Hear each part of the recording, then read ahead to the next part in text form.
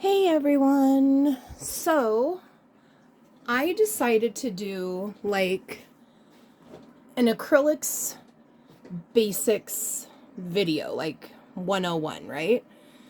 So, it took me a lot of boxes to learn what I've learned because there are no tutorials out there really. The only thing I was able to do was screenshot 3-minute TikTok videos, pause and pause and pause and rewatch to try and figure out what to do. So I just wanted to kind of go over some different sizes of acrylics because when you're buying them, it can get a little bit confusing and you want to make sure if you're buying like 8 and 4 centimeters or 5 and 10s, you want to make sure that they will go together when you do your box. But if you buy like an 8 centimeter and a 5 centimeter, those will not go together because when you're gluing the two 5s together, that's going to equal 10 and you're just not going to have enough room. Sometimes if you try mixing in like 8, 6s, 3s, you can maybe do okay, but it's just going to get harder the more different sizes you have. So typically when I buy acrylics, I try to get the same design with an 8 and a 4 or a 5 and a 10. Sometimes if I want to do like a bigger base, I'll get like a 16 or like a 20. This one's a 30. That's a pretty big acrylic. And this gives you a good foundation to have your base or your lid or whatever you're using very secure the bigger you go.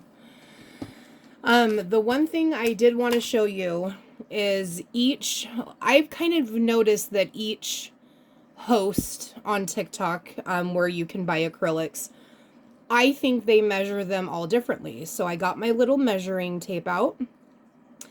So I was kind of looking at these last night and I was noticing that some of these sizes are a little bit different from what I was told they were. Now take these ones for example. These ones are gorgeous acrylics and I was told, okay, they're 8 centimeters. So I'm thinking normal 8 centimeters that I get in this set, but when you put them up against each other, you can see that this set is longer. So that's going to throw you off if you have one set that's shorter and one set that's longer and you're trying to make a box. You might get away with using like shorter ones for like a top and a bottom piece and do your sidewalls with the longer ones or something like that. Because the width of them are going to be the same, of course. So that should be okay, but it can get a little bit tricky. So typically when you're measuring the acrylic, like if you go across it, that's only measuring out at like, what, 6.5 centimeters? So if you turn it this way, that's going out to 9. And I was told that these were 8s. So they get, it can get a little bit confusing. And then if I measure these ones across, it should be, yep, that's the 6 across. And then if I go this way, that's an 8. I'm going to do this one again. Yeah, 6. So I don't know. I would go with these are 6 centimeters because I go this way, the width, not the length. Now to give you another example, this one was told to me that it was a 10 centimeter. So this is what I always base my 10 centimeters off of, is the size. So when I go across, it's pretty much at the 10. Since it's a square, it should be the same, 10. So that's a true 10, so that's perfect. And then this one was also a 10, but it's kind of going at 10.5. And then of course this way should also be the same, 10.5. So that's a little bit bigger. Now these ones are 5s. This goes with the other one. It's a set. It does measure out to be 5 centimeters. Now this Skull Panda one, the Warm SP, which I do have 10 centimeters coming to go with my 5s. But of course, when I measure it, it's coming out like 4.5. So it's just a little bit off. So I would definitely kind of watch some of the acrylics that you buy. I typically, like my bigger designer box that I did, I kind of mixed 8 and 4s together. And then on the inside, I did create like a little shelf unit with a drawer on the inside. So I used the 6 centimeters for that shelf unit. When I measure it, it is coming out to be about 5.5. And when I come this way, it's kind of like what? 8 3/4 about. So yeah, it's really hard to figure out exactly some of these measurements, what's going to go together. This one was sold as an 8. I mean, it's like more like an 8.5.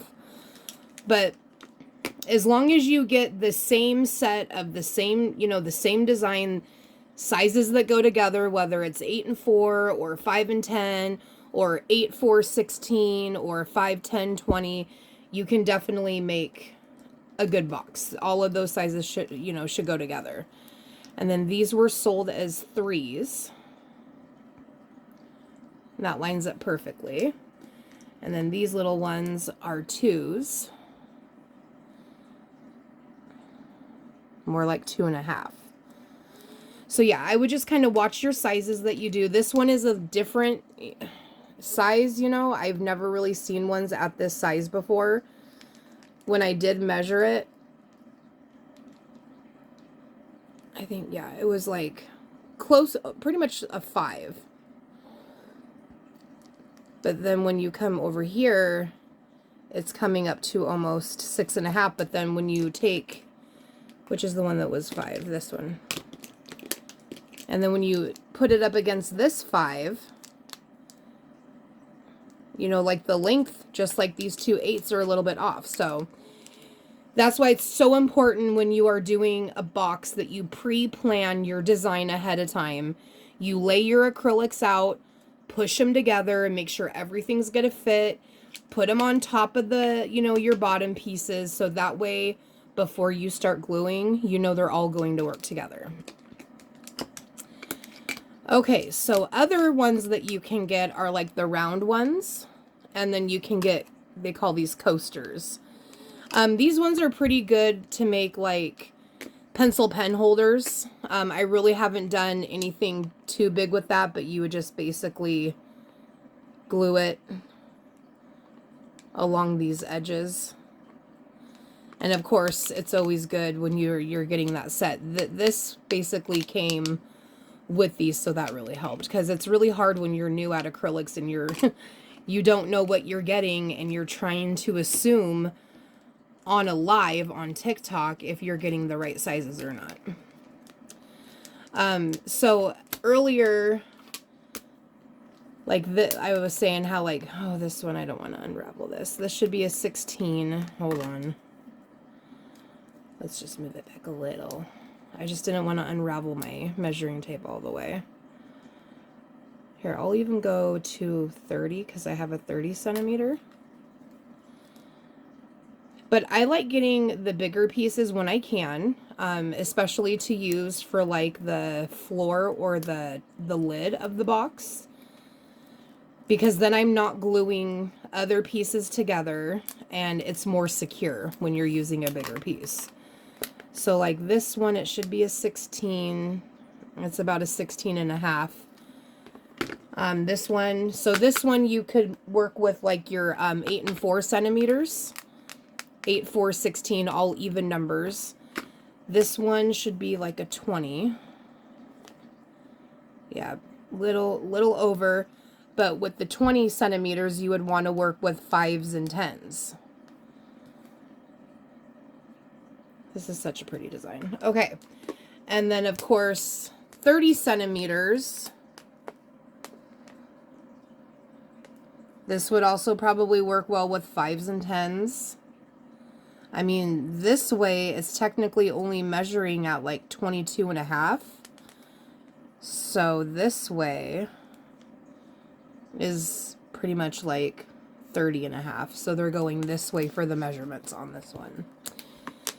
The next part is glue. So glue is the key, right? So what I found, because I'm a big Gorilla Glue person, like I love Gorilla Glue. Anytime I get it, it works well. Let me grab my super glue. I use Gorilla Glue for so many things because it bonds really well together. I do not use Gorilla Glue with acrylics though. Sometimes if I have to glue something on the box, like a charm, to kind of like make the design a little bit different, that's when I'll use super glue. There are some people out there that are really comfortable doing boxes, like some of the hosts I see on TikTok, and they will use super glue. But the downside of using super glue is you don't have enough time to fix any errors. If your acrylics are not lining up correctly and you're trying to realign them, you're not going to have enough time before that glue dries. Also, the downside of using super glue is when the glue dries, it kind of leaves a white, cloudy look. And that's not good, especially if you have like a clear design. So if you were to use super glue on acrylics like this that has this clear design, you may see that super glue seeping through it. You might get away with it because the border is white, but you have to be very careful. Sometimes if you're using solid colored acrylics, you should be okay. They also have the laser print acrylics out there, which I have a ton of. Let me see if I can grab one. I think I went up here. Yeah. So this is like a laser print acrylic, which if you make any mistake at all, you will see everything on the acrylic. Any scratches, glue, anything, you will see it on here. And that's really the point with super glue, is that you can really ruin your acrylics because you can't just scrape it off. I can scrape off E6000 just fine if I make a mistake. I've done it plenty of times. They also have, so E6000 is my go-to. I have a cool little tip. I did get it from one of the hosts that sells acrylics on TikTok, and it's amazing. I do recommend, if you go onto Amazon, I really haven't seen them much at Home Depot, but they probably do have them. It's just that this sells out pretty quick. But they're called precision tips. The precision tips do not fit on these bigger bottles because the nozzle on the bottle that comes with the precision tip is a little bit smaller. And then the tip fits on, and you can really control the glue a lot better than just taking this lid off, because you know this glue comes out really fast. So if you can get the precision tips, I would definitely do that. You can also try to look on Amazon and maybe search E6000 glue tips or whatever. They do have a Gorilla Glue. This is supposed to work like E6000. Unfortunately, when I did try using this, I did buy 2 bottles. I ended up taking the second one back. I wasn't having much, success with this Gorilla Glue. And I think it's because my tip that I got fits my E6000 okay, but it was not fitting on this Gorilla Glue. So I couldn't control the glue. When I did try using it, I did notice the next day the glue wasn't as dried as the E6000 would be. So I think this one may take a little bit longer to dry. So if you do end up getting the Gorilla Glue that works like the E6000, let it dry longer than you normally would if you do have to use this. And then there's that B7000. This is the one I typically use for like my rhinestones and stuff like that, but it's the same stuff. It's B7000. This one's like the off-brand from China of the E6000. This one, it can work. There's a lot of people that use B7000, but this one is slower drying. So again, if you do use this, just expect it to take, you know, a little bit longer to dry. I have seen on Amazon that a lot of these B7000s do come with those fancy little tips on here. I think this one, yeah, this one even has the little tip part. And then it has the part on the cap where you can puncture the tip to get rid of any excess dried glue. But yeah, this one would work, and I would suggest doing this if you can't find the precision tips for the E6000. This one is always a good backup because you can control the glue better. Because when you don't have a good tip, you will get so much glue over your acrylics if you're just using it straight from the nozzle. So that's kind of what I wanted to point out with the glue, because I've seen a lot of different uses, but then I've seen a lot of people ruin their acrylics by using super glue because they thought they could use them. So that's why I wanted to point out the super glue. Another thing,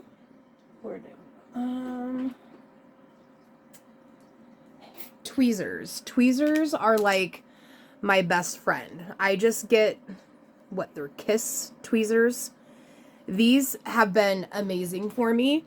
I use these to take the film off the acrylics. Some people will take 2 acrylics and then they'll come in here and kind of push down on the film to take it off. If it works for you, you do you. For me, tweezers help me a lot. Even if I make a mistake. If my acrylics are not straight, if my hinges are not placed in the correct spots where it has enough space in between them where it's symmetrical, I will take it apart and redo it. And it's just because we all know how much acrylics cost. So when you're buying the materials, making a box, we know we have to turn around and charge more to sell that box just to make a profit. So I want to make sure if someone is buying a box, it's actually straight and symmetrical, and I'll get it as best as I can.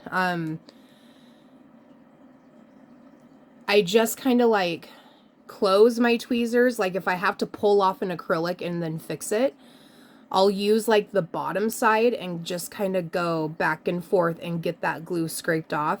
Usually you can get enough peeled off to where you can grab the glue and just pull it, and it'll just start pulling off the acrylic. If you do like laser printed acrylics, go slow because scratches will show up on those acrylics a lot faster than the others. So if you do make a mistake, you can definitely fix it. I've also learned charms work. Like I did this Sanrio box, Hello Kitty, and I did have to pull a bunch of acrylics apart, and then I had to scrape glue off. Unfortunately, in some areas, I went a little bit too hard, and you can see some scratches on the acrylic. So I'm like, oh my God, what am I going to do? I can't have this on there. And then I was like, oh my God, I have a bunch of Sanrio resin charms. So I put some charms on there. I also did it with my Sailor Moon box. Let me grab it really quick. Okay, so I have a whole other video that I'm posting about me making the Sailor Moon box. But I originally had it as a regular box. I had a shelf on the inside and then a drawer. I couldn't figure out how I was going to do the front panel because the shelving unit was sticking out from the side ever so slightly. So if I put 2 front doors that swing open on hinges, it wouldn't lay flat, so then it would be raised up off of it. And I didn't like that. So I pulled the entire box apart. And then I made this. I started noticing, especially on the inside, I did have some scratches. I haven't cleaned it off yet, so it does have some smudges, but I used butterflies because there's butterflies all over these acrylics. So I'm like, all right, I'm going to use those. And then I also went along the inside of the top cubby and put them on the sides. And it gives it a cool addition to the design. And it makes it look really pretty. And it covers up those blemishes. So that's why having different charms is really good to have. I have a lot. So I have so many different kinds. I have a lot of butterflies and flowers. So yeah, that's a little tip I wanted to give you in case you make a mistake. Another thing you're going to definitely want is hinges and knobs. You have to have them so your lid and stuff will open after you make your box. Typically what I do, let me grab this smaller box here. So this is just a smaller box. I used just 2 hinges on here. If you did do one, which I did this when I made my very first box when I bought these Mickey and Minnie acrylics, and I put 1 hinge on in the middle. When you open the lid, it gets really wobbly when you only have that 1 hinge on. If you had a box that was like that big where you're only using 1 10 centimeter or 1 8 centimeter and just building a small box like that, then 1 hinge would be fine. Anything bigger than that, I would use 2. And then if you go even bigger, like let's say you have this size for your top, you could do 1 over here because it would be like right here and then right here. I would use 3 just so that way it's more secure. But you learn a lot of things as you start making boxes. Even with the 20s, you could do 1, 2, 3, 4 just to make sure that it was very secure, but you could get away with only doing 3. But honestly, I would probably do 4 if you were using a 20 centimeter acrylic. So yeah, that's just like the basics. Typically also when you're building boxes, anytime, so you're going to notice the lid. So the lid sits flush against this panel. When I was first making boxes, I put the side panels on top of the bottom acrylic, and then I glued the back and the front along the sides of the acrylics. And this basically raised these 2 walls up just a little bit more than these walls. So when I put my lid on, when it was coming down, it had this gap like that. If you want a gap, it's fine. I don't really like them, but it was making it raised up. So I learned anytime you're doing boxes or you do a drawer, you definitely want to put your front and your back on top of the acrylic, your side panels on the side. Typically when you're doing like a drawer, your base will be like the regular box where your front and your back is on the top, your side panels are on the side. When you do the inside drawer, you go opposite. Your side panels go on top, and then your front and back are on the side. And that's because you need that little room for that drawer to move in and out of the box. If you do not have your drawer with the side panels on top of your acrylic, and then the main box where the side panels are on the side, your drawer will not have enough room to fit in and to move back and forth. So that was another thing that I learned the hard way when I was making my son a Mario little drawer box. So that's like the basics that you need to know. So if you are just starting out to make acrylic boxes, those are the things I would suggest that you know. Also paper towels, buy a bunch of paper towels, because typically when you have your glue and then you're pushing your acrylics together to dry like that, you're going to have some glue seep out in between. And I just take a paper towel and wipe that off. Any residue that is left over, once I peel the film off, I just kind of scrape it off a little bit with my tweezers. Always make sure that your film on the front and the back is left on until you absolutely need to take it off. Like this box, the film is on the fronts of all the panels except the back up here because I had to glue the hinges. And the lid, the film is still on this one because I glued the hinges to these 2 and then the knob. So I do not remove the film unless I absolutely have to, so that way it protects your acrylics from any scratches, thumbprints, any fingerprints, dust. It's even on the bottom. So that's just something you want to make sure that you do, because if you take them off, you're more at risk of messing up your acrylics. So leave them on as long as you can. I knew somebody that took them all off and then made the box, and once they got the glue on, the glue seeped out and they couldn't get it off the acrylic, so they ruined a bunch. So best advice, keep it on until the very end. And I don't even remove them until I go to ship the box or I give it to that person who I'm giving it to. And then I do try to clean it off a little bit. I do use a Mrs. Meyer's like all-purpose cleaner. That's like what I have at home. I haven't like tried Windex or anything because I don't know how that would react to acrylics, but the all-purpose cleaner works pretty good. So yeah, that's what I kind of wanted to say. If you have any questions at all, feel free to ask. I will do my best to answer them. I'm here to help as much as I can. I want to try to give as much knowledge to other people as I possibly can from what I've learned, just because we don't have any videos or tutorials out there to, you know, help us or answer questions really. So hope you watch some other videos of me making some boxes, because I do have a couple on there where it was a journey because I was designing my own design and it kind of took me a while, but I hope you have fun making your boxes. And if you need anything at all, I am here to help. All right. Bye.